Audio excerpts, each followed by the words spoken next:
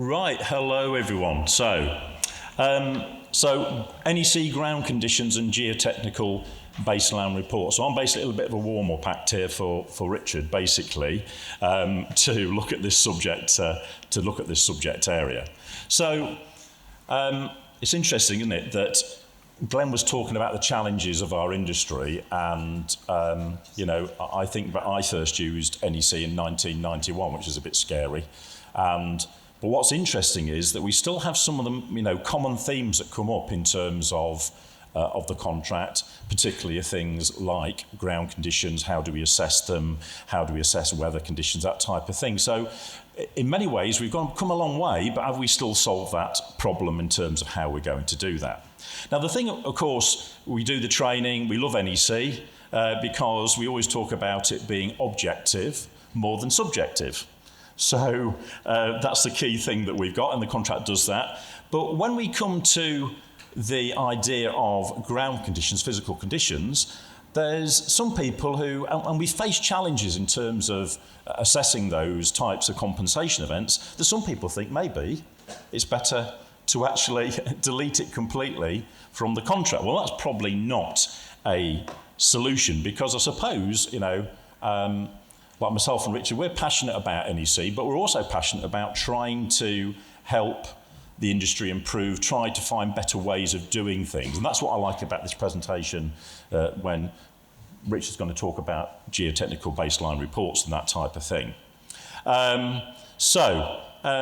State of the industry question. So Glenn kindly gave us this. So how subjective do you find assessing compensation events under clause 60.112 for unforeseen physical ground conditions to be? And so we had this little survey here that was done, and we can see not very came back, so about 10% of people responding to the audience didn't find it a problem.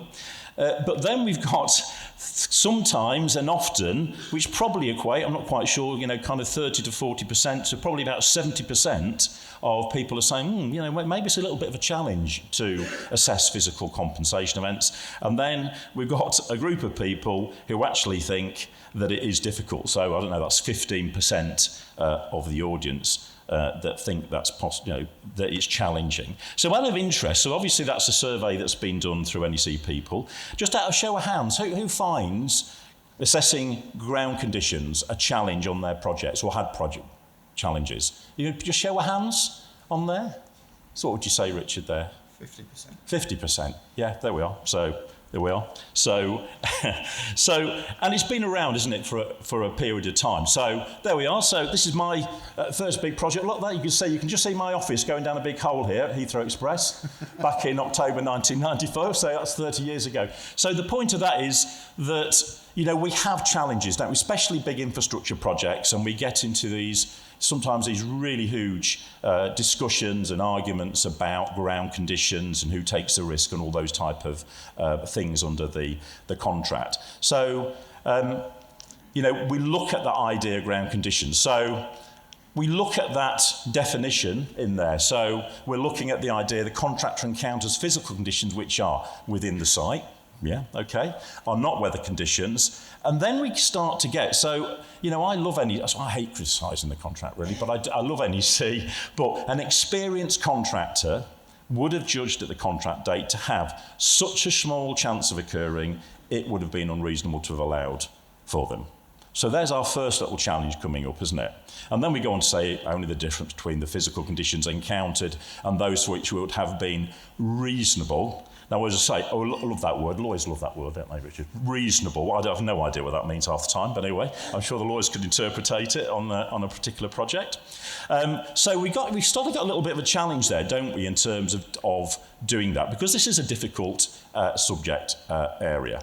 So I had to put this in, so 60.112, and if I don't put this in, Richard's going to tell me off in here, because this is Dr. Martin Barnes' little joke in the NEC contracts, because clause 12, for some of you old enough to remember the old ICE conditions of contract course, that was physical conditions, and physical conditions we then have this idea of clause 60.2 to try and help us with that interpretation of those clauses. So then we get into the next part, which is in judging the physical conditions for the purpose of assessing a compensation event, the contractor is assumed to have taken into account the site information. Well, that's the only purpose of the site information. How good is that normally? You know, a lot of people produce that, or clients produce it, and then don't warrant that information at all to their contractors. So what use is that, perhaps? Publicly available information referred to in the site information. Information obtainable from visual inspection of the site, and other information which an experienced contractor could reasonably be expected to have or to obtain. So you start to think, well, what does that actually mean, those type of things? And we know that the only purpose of the site information is in relation to effectively assessing ground conditions. And of course, you know, what we expect is that contractors are going to take that information into consideration. But very often people caveat it or change it or don't produce it, or if they do produce it, they don't warrant it for completeness, actually, blah-de-blah-de-blah. What does that actually mean if we are truly trying to share and manage risk between the parties? So again, you know, then there's a little bit of a risk, isn't there? You know, but I think when you get to, you know, if you worked on big operational projects, you know, like the picture there at Heathrow, do you really ever transfer the risk? Aren't we better off finding a way that we can do that together, or make it very clear in the contract exactly where that risk lies, so we don't spend time arguing about it and we spend more time recovering the project? I mean, as Heathrow Express at the time, of course, the first big project in the UK, a little bit criticised, I remember at the time, now I was thinking about this, Richard, about the tunnelling side. Was it Samuel Wood, I think, at the time, wasn't very a bit critical about NEC. But of course, NEC had nothing to do with the tunnel collapse, really. It might have had to do with many other factors, perhaps, under the contract. But it makes you think, doesn't it? How can we try and improve that situation? No. We've got to get a better script writer here, Richard, because we never have problems. No, Heathrow Express was never a problem. We just had a challenge. Only solutions. Yes, solutions and challenges. That's all we ever have. So we've got the site information. Well, what site information have we produced? Have we done it fully and completely? So again, I remember on that first project, you know, people had just taken boreholes every kilometre on the tunnels and stuff like that. So that wasn't good enough, because that caused problems. We had some site conditions at the north end of the project at the time. Publicly available information referred to in the site information. Well, I don't know. Why is it needed? What is it? Anybody know? I don't know why that line's in the contract, to be honest, because if it's in the site information, it's in the site information. Information obtainable from a visual inspection of the site. So sometimes if you see a dirty great big electricity pylon in the middle of the site, what is that telling you? Or you see some dirty great big manhole covers in the site, so you can visually see there's a big manhole cover. What's that telling you? Well, it might be telling you, actually, you need to do a little bit more site investigation, because you don't actually know what's in the ground, do you? So, and what condition it is, and whether those services are live or dead, and all that type of thing. So how does that help in terms of that situation? And then the other one, other information which an experienced contractor could reasonably be expected to have or to obtain. So that's interesting as well, isn't it? So, you know, maybe you go to certain parts of the country, you go to Yorkshire, Nottinghamshire, you go down to Cornwall, there's old mine workings. So are we saying, again, that if you know you're working in a location like that with those kind of certain geological kind of physical factors, are we saying that we should go and check? So I think in the old days, I don't even know what it's called now, the National Coal Board, didn't they? They used to have all their records and information on there about where there are potential mine workings. And I remember a project in Cornwall where basically they're building a brand new school. The contractor came to site one morning and there's a great big hole in the playground because there was a sunk hole, because there was a mine working that nobody knew about. So was that a fail to get other information? I don't know. So we are. So that ambiguity, that lack of, I suppose, clarity, of course, because we always generally say, don't we, as trainers, etc., we always say, oh, NEC, there's no hierarchy of documents. But then we go to the site information and we look at 60.3. Is there an ambiguity and consistency within the site information? And the contractors assumed to have taken into account the physical conditions more favourable to doing the work. Well, yeah, and I think that's right, and I've always felt it's right, because basically, why should a contractor take them? If you can't be bothered to produce good site information, to do your part of the bargain, why should a contractor suffer? That's how I've always viewed it. Effectively, it's a two-way thing. So again, we're going to have to word with our script writer. Just hands up, how many people have got that deleted from their contract? 60.3 quite often gets chopped out. Well, not too many. Not too many. So we need to get a better script writer, Richard, as well, because when there in a minute, I'll say, there's an ambiguity in the site information. The contractor wins. I don't like that. Richard. I don't think we both lose. I think, don't we? Because we're going to spend time and effort arguing. I don't see there's a winner in this, is there? If we're not clear, that's got to be the simple purpose of every contract, to really set out absolutely what are the contractual obligations, the risk between the parties. That's just an absolute basic that we need to get to. So I don't think anybody wins in terms of that. So we need a better script writer. All right. Apologies, Barry. That's a consultant view, isn't it, I think? That's a consultant view, Richard, I think. So, generic, not specific. So this point, isn't it, that we often have, and it kind of makes you wonder again when you start to think about contracts, and how much effort do we really put into the site information on lots of projects. Sometimes I think we just play a little bit of lip service to it and don't really do as much or think about it as much as we should do. So we often get generic statements or rely upon information. That's something that's cropped up. You can see that in those. So presumably there's information that you can't rely on.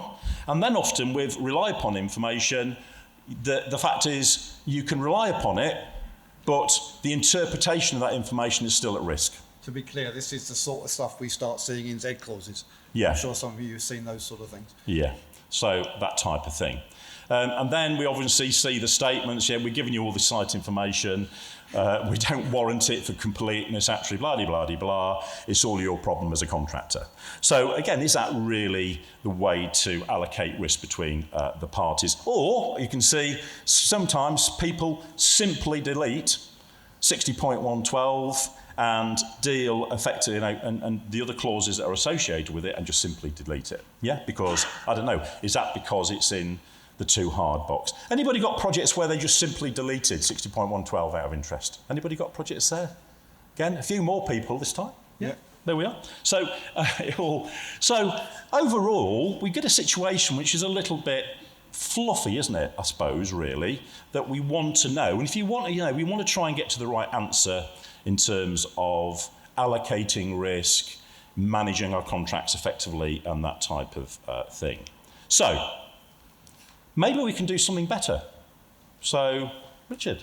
Can we do better? Can we do better? I'm sure we can do better. Okay, first question. How many people have heard of a geotechnical baseline report? Most of you, not all. How many people have integrated a GBR, geotechnical baseline report, into your NEC contract? How many people are doing this already? Ooh. Great, fantastic, absolutely fantastic. You might as well go and have coffee now, because I'm going to tell you what you're doing anyway. That's fantastic. That's what we want to do. But we'll tell a few others, okay? So, firstly, a couple of good documents out there. There's a document called the Geotechnical Baseline Report, Syria Report. Obviously, I'm here on the conference. I'll have to tell you that a certain consultant helped put that together. That was Mark MacDonald. So, a very good document for actually helping the geotechnical industry put together these baseline reports. I couldn't resist writing a little article about it. It's only 2 or 3 pages, as always. A nice, easy little article on that, which was published in the NEC newsletter. Links to those 2 documents are there as a takeaway. Obviously, you'll get the slides when we go out. So firstly, what is this GBR? Fundamentally, it's very, very simple. It's just a document. The key contractual part of it is a list of so-called baseline conditions, which are then contractually binding. So what we say is that the bidder has priced anything up to the baseline. If it's worse than the baseline, then compensation event.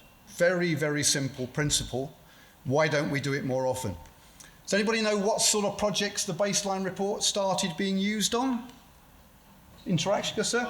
Tunnelling, absolutely. So it started out in tunnelling, and in the UK now, and I think almost globally, you will not get insurance for your project unless a GBR has been done by the client. So the insurance industry is actually pushing you people, you contractual people, to use the GBR. Started out in the States, it's now used worldwide, and as I just said, it's now required by the International Tunneling Insurance Group to get insurance to do your job. And has anybody used it on anything that wasn't a tunnel? Hands up. Ooh, gone very quiet now. Has anybody got jobs that involve big physical conditions? Has anybody thought about using a GBR, or do we just do 60.112 because it's in there and it's standard? That's what I'm trying to challenge you guys to today. I used a GBR on a job in Lesotho. It was a dam. But obviously it's a dam. Physical conditions is major stuff. It doesn't need to be a tunnel to make it worth doing a GBR. So it came out back there, way back in 1997, and now we've mentioned that serial report, which is an update to that. It's around. And we can do better when it comes to allocating risk. One of the documents, one of the pictures in the report, which I helped put together, is this one. Fundamentally, as I've just said, if it's within the baseline, it's a contractor's risk. If it's more adverse, it's a client's risk. But then you've also got to think about, well, what about things that we haven't specifically mentioned, that we haven't specifically given a baseline to? What about those risks? So what I'm proposing we do is that we leave that similar to the standard 60.112 that Barry's just been talking about.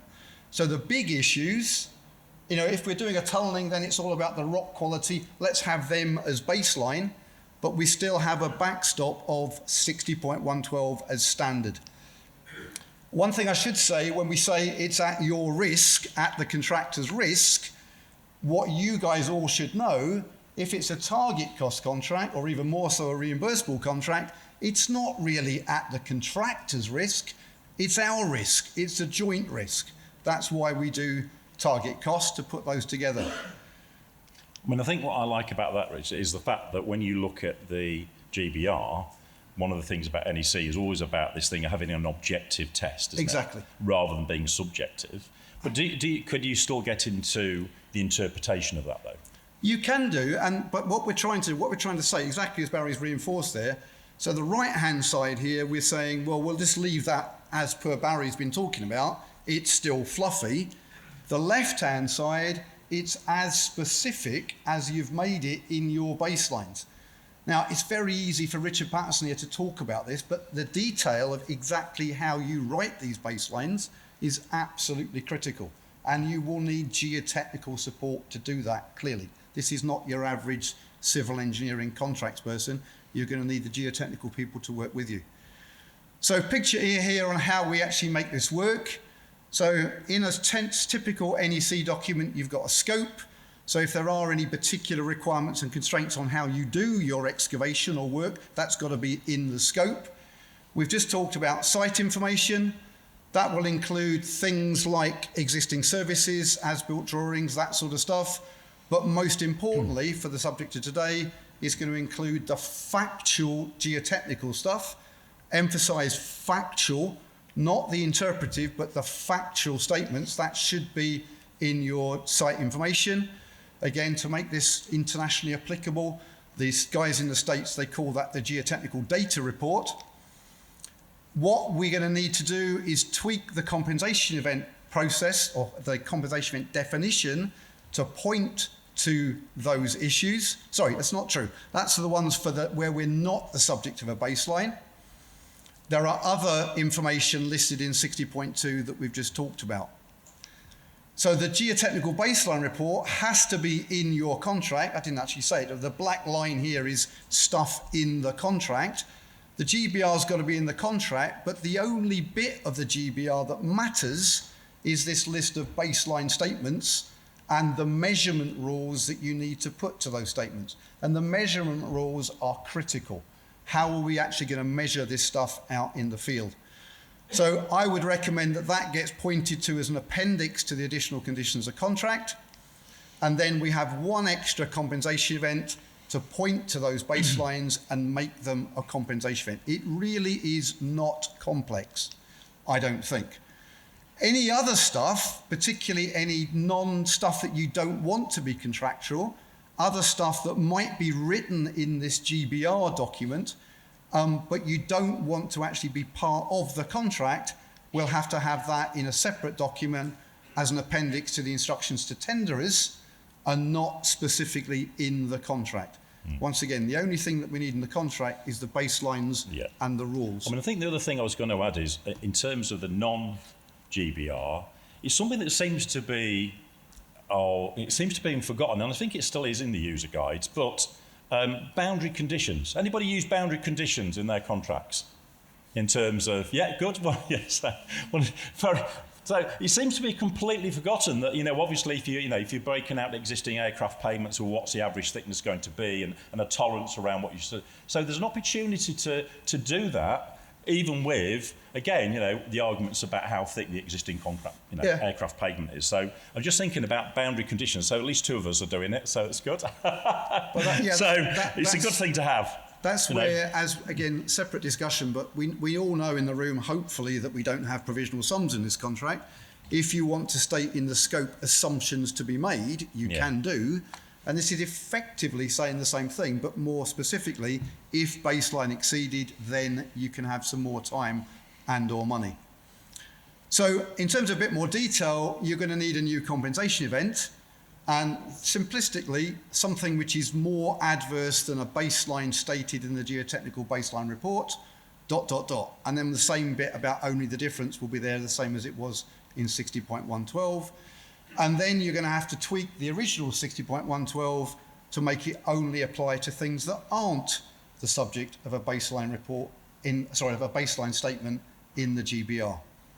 All, I think, wonderfully simple. Having said that, when we've got 60.2, we've got this line here. So again, we're only going to use 60.2 for the ones that aren't the subject of a baseline. And then I would suggest, I think it's totally fair, that last bullet point in 60.2, the one that Barry was talking about, the one that says, oh yeah, we've done this site investigation, but you really should have gone and got something else. That's totally irrational in a project where you've gone to the effort of putting together a GBR. Those people that have done the GBR, it's not a 5-minute exercise. It's a significant investment from a client to properly allocate physical condition risk.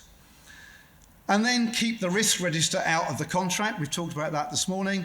We may well have a geotechnical risk register, but that should not try to allocate risk. Leave the risk allocation for the compensation events. In our case today, the compensation events, again, anything worse than a baseline statement. Anything if you do include it in the contract data, then as we know, all we do, we put it, as we heard from this morning from John, you put it in the register so that it at least gets talked about in those early warning meetings. Keep the risk registers absolutely out of the contract. Again, so repeating myself 10 times, the risk allocation is only based on those baselines. Do we know how we should be allocating the risk? Is it good practice to have a bit of a discussion with that with the bidders? I would say yes.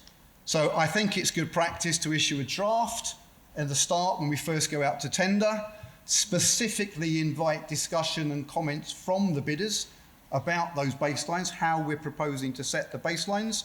And then obviously if we get anything good from those bidders, we can revise the baseline as an addendum before we actually require the bids. I think that's good practice and I'd recommend it to you. So fundamentally, it's all wonderfully simple. The hard bit is the tough bit, which is where you're going to need geotechnical advice, is actually setting those baselines. Can you see that where you set the baselines from a client perspective is you're playing between price and certainty? Up to you as a client. There's no right place for a baseline. All I would say from a contract perception, it's got to be clear. Very, very simple process. One thing I think fundamentally, we can do it better. Very simple. Hopefully that was worth a little bit, 5 minutes of your time. The one thing I will say is that I've been very lucky just recently. I've been working with a chap called Peter Higgins, who is the NEC chair. We're actually putting together some work for the International Tunnelling Association. You'll be glad to know, anybody heard of the Emerald book? Ooh, a few people. Oh, yeah, do. You have to admit that you've heard of FIDIC, the other one. No, I said FIDIC. Oh, sorry. Get off the stage. Get off the stage, sorry. Get off the stage now, Richard. Yeah, so FIDIC published the Emerald book a few years ago now. It's the only standard form of contract that includes reference to and incorporation of a geotechnical baseline report. Lovely to hear that the International Tunnelling Association has come to REC at NEC and said, come on NEC, can you help us out? Can we have something with NEC to allow people to do tunnelling projects with a GBR and to give some guidance and give some clauses for that? So hopefully if you're at the session on Friday, you'll hear a bit of it. I'm just sorry to preempt that a little bit, but there is something going through the line.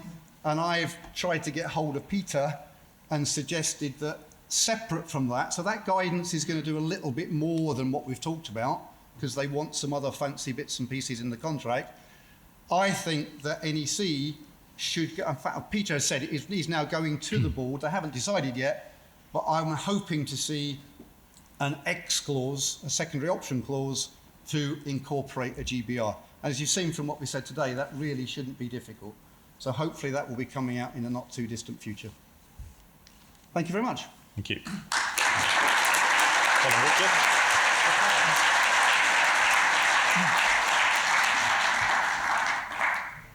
Well, that's the first good thing I've heard about FIDIC.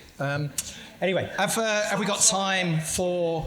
We got time, a couple of minutes for questions. Anything to ask of Richard or Barry? Just 2 minutes for questions.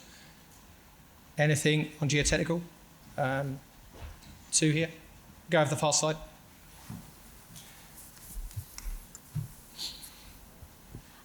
Richard, I have a question about, I don't remember, maybe actually one of you mentioned the 60.3 clause, whether that has been omitted from the contracts. In my experience, I worked on quite a few tunneling projects. What happened is, instead of omitting the clause altogether, most favorable was changed to most onerous. And can we stop? I mean, it's a well-intentioned to give contractor, obviously, the advantage of having most favorable condition. Can we somehow stop? I ask this question every event, I think every year. Can we stop the abuse of such, you know? We have this question at every conference I've been at for the last, I don't know how many years. You can't, clients have the pen, clients have the money. You can't get away from the fact that illiterate, ignorant, stupid clients can do what they want. And sorry, I wasn't meant to be rude to clients, but you can't lay the law down. I mean, I've heard people say that they shouldn't be allowed to call it NEC if they've, technical term coming up, bastardized the contract so much.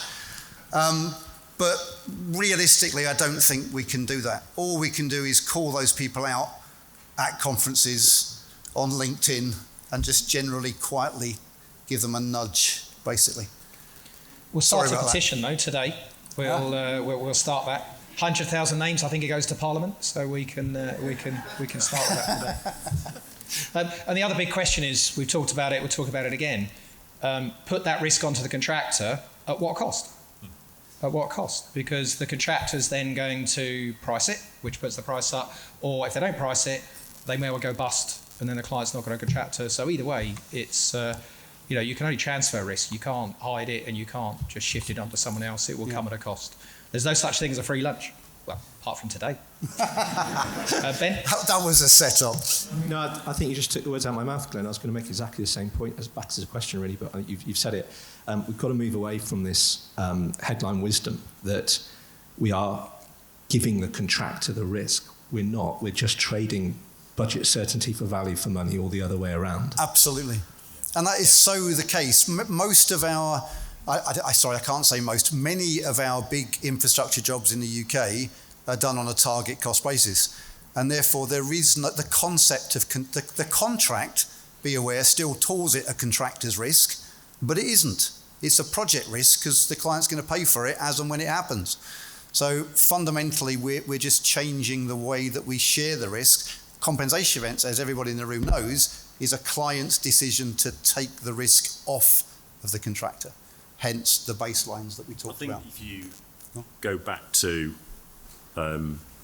the Heathrow Express rail link. I mean, that was a very big learning point for me early in my career.